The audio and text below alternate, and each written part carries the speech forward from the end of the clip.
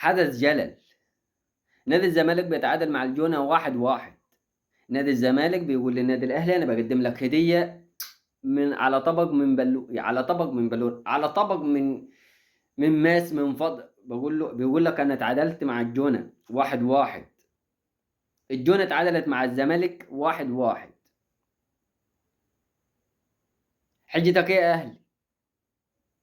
حجتك إيه يا أهلي؟ فرصة اللعيبة تسترجل، فرصة إن اللعيبة تكون عندها مروءة، عندها شهامة، عندها حتة من الأحمر الفانلة اللي لابساها. نادي الزمالك بيتعادل لك وبيقدم لك هدية على طول، اللي دايمًا يقدم لك هدية. متعادل قبل المباراة بتاعتك، أنتوا الماتش اللي جاي، المباراة اللي جاية يوم الاتنين بينك وبين الزمالك، زمالك وأهلي، أهلي وزمالك. اللي هيفوز المباراة دي حرفيًا، حرفيًا هياخد الدوري. مش هياخده نفسيًا، هيكون مستقنيص كده. النادي الأهلي لو فاز المباراة بتاعة نادي الزمالك دي هيفوق وهيبقى التوب وما حدش هيقف قدامه. نادي الزمالك لو فاز على النادي الأهلي في المباراة اللي جاية دي القادمة بتاعة يوم الاثنين مباراة القمة، أقسم بالله هياخد الدوري.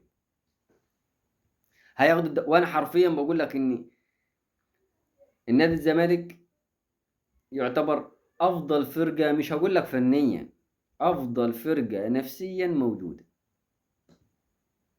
مشت معاها اللعبة فمشت. الجون النهارده راح اتحط عليها. اتعادلت معاها في آخر الدقايق 1-1 حرفيًا. ففرصتك يا أهلي إنك تتعالى وتشب وتهب وتكون من الأوائل. إحنا ما تعودناش إن النادي الأهلي يجيبها مترنع كده. غير كام دوري كان في الأخير وخد الدوري في سنينها. إحنا ما تعودناش على كده.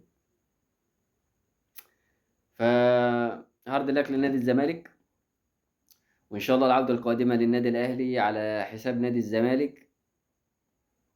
ودمتم في أمان الله. سلام عليكم.